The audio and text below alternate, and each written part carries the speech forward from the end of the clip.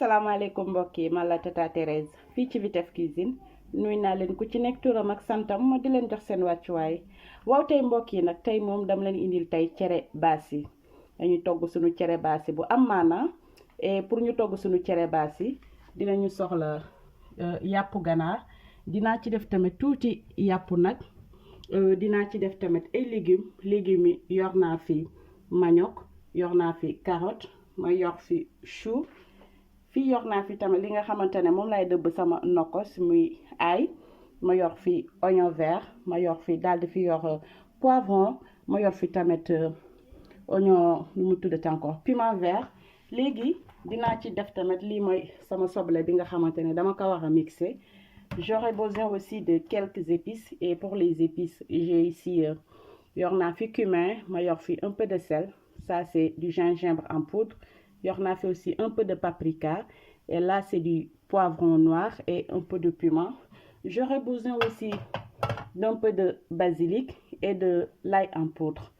J'aurai besoin aussi de la tomate, ça c'est de la tomate pelée concassée et on aura besoin aussi de la tomate concentrée. J'aurai besoin aussi de raisins secs. J'aurai besoin aussi de, bien évidemment, boy togg cere mom foog nga def ci haricot. Ça c'est de l'haricot blanc dinañ ko ci def pour bomb sunu cere. On aura besoin aussi du couscous, ça c'est le couscous sénégalais mooy cere bi sunu cere baa ngi ni machallah mu nekk cere bu set bi nga xamante ne Sénégal lañ ko jëndee. Voilà léegi nag comme ni ma leen ko waxee rek tey dañuy togg cere bu am maanaa. Aujourd'hui on vous présente du couscous sénégalais. Et pour faire notre couscous sénégalais, on aura besoin du poulet. Vous pouvez prendre aussi n'importe quelle viande, que ce soit la viande d'agneau ou la viande de bœuf. Moi, je vais faire un mélange de deux. J'ai ici du poulet et la viande de bœuf. Et j'aurai besoin aussi des légumes. Et pour les légumes, j'ai des carottes, j'ai des courgettes. Ça, c'est du chou. J'ai du manioc. J'ai aussi de la patate douce. Il y a du poivron, de l'oignon vert, d'ail. J'aurai besoin aussi de quelques épices.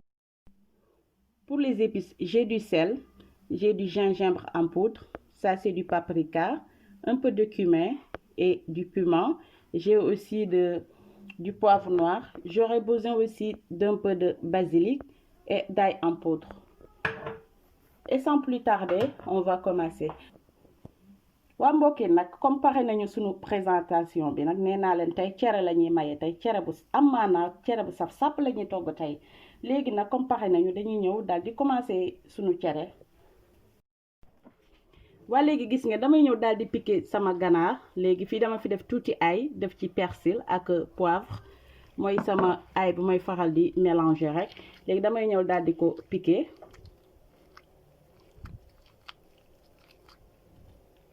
piqué ko ba mu saf sap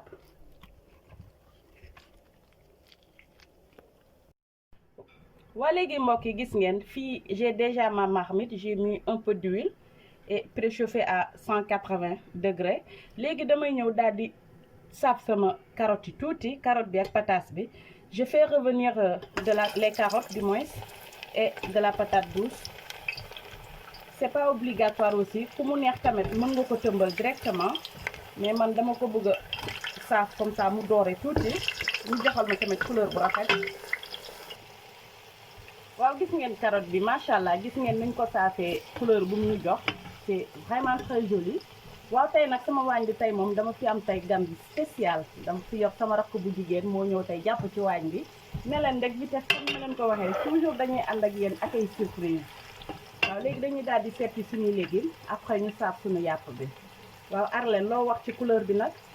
dafa marron la dafa rafet. dafa rafet ah gis ngeen. nee naa leen ak Vitef moom bëggeel xol dong la. ba mu bëri doole. ba mu bëri doole voilà. jigéen da ngay poñe waañ. waaw da ngay poñe sa waañ. waaw gis nga. waa léegi gis ngeen pare nañu piqué sunu yàpp bi léegi dañuy ñëw ñu daal di saaf ko aussi. Maintenant on va frire le poulet. Voilà. Et il ne faut pas oublier aussi de mettre le sel. J'avais déjà mis le sel.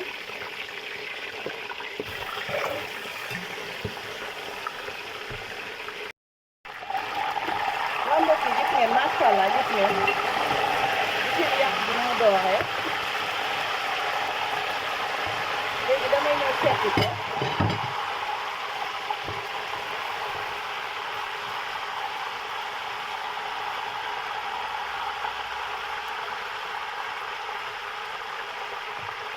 après ma def ko ci benn assiette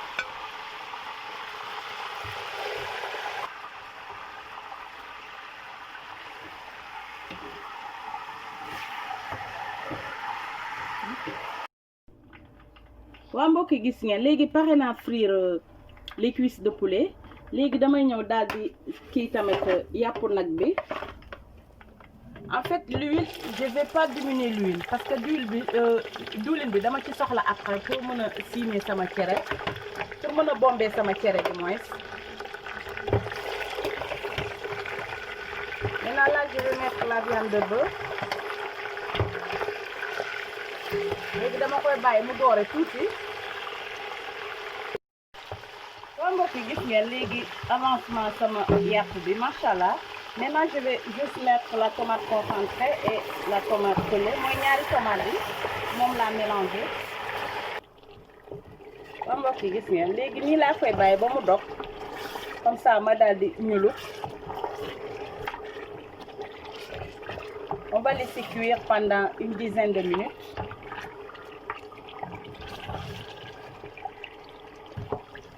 waa mbokk yi gis ngeen léegi gis ngeen tomate bi macha allah léegi damay ñëw ma daal di ci def les légumes je mets les légumes damay def chou bi parce que comme chou bi moom du gaaw a ñor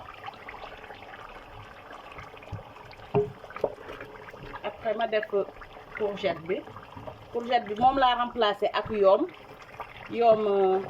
comme yoom moom daanaka aw ma ko fi ma jël courgette bi rek def ko ci tamit yàqu ci dara maintenant ma def sama ñam bi et pour les carottes bi damay xaar ba ci kanam comme jotoon nañ ko tiital tuuti ci dawlin bi léegi damay daal di ñulu tuuti je mets un peu d'eau après je mets du sel je rajoute les feuilles de laurier ma yokk ci samay feuilles de laurier yi waaw gis ngeen fii nag damay ñëw daal di fi def sama nokkos je vais préparer mon assaisonnement et pour faire cet assaisonnement on a déjà mis les oignons et les poivrons j'ai mis aussi un peu d'ail et je vais rajouter les épices man dama ko ci defaale voilà je mets aussi un peu de sel comme ça dama koy mixer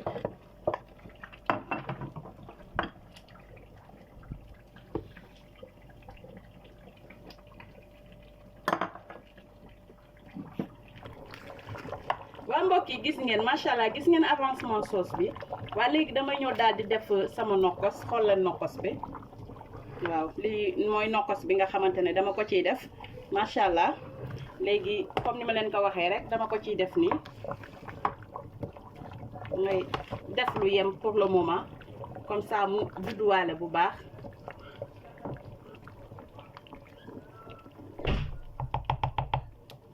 waaw ma daal di yokkaat tuuti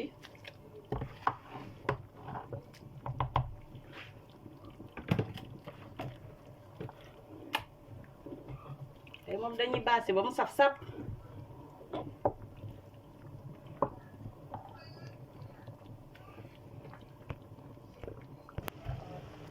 waa mbokk yi gis ngeen macha allah gis ngeen sunu sauce bi au plew léegi damay ñëw je rajoute maintenant de la patate douce parce que comme ñoxuloon dama ko saafoon rek et je mets les carottes aussi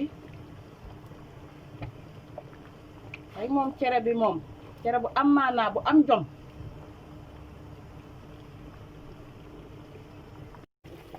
waa mbokk yi gis ngeen léegi damay ñëw ma def ci mooy yàpp bi maintenant je vais rajouter les cuisses de poulet macha allah sauce bi xëy na neex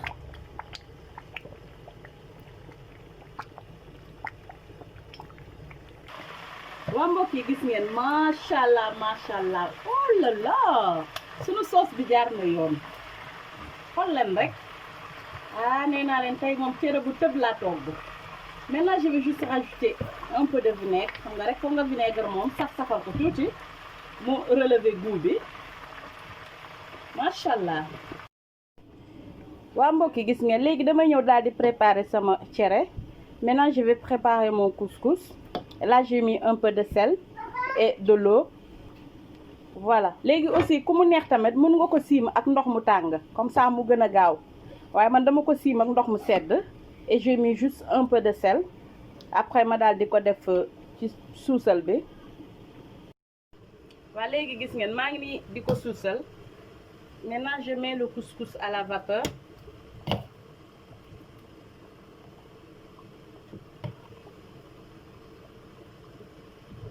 Pendant une quinzaine de minutes. waa mbokk yi gis ngeen léegi lii lay bombee sama cere. mooy dama ci def haricot blanc après ma def ci tuuti raisin.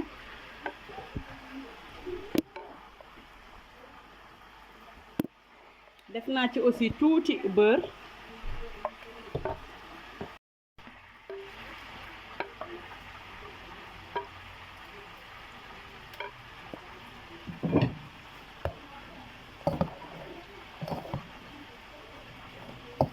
macha allah bomb bi jaax na yoon.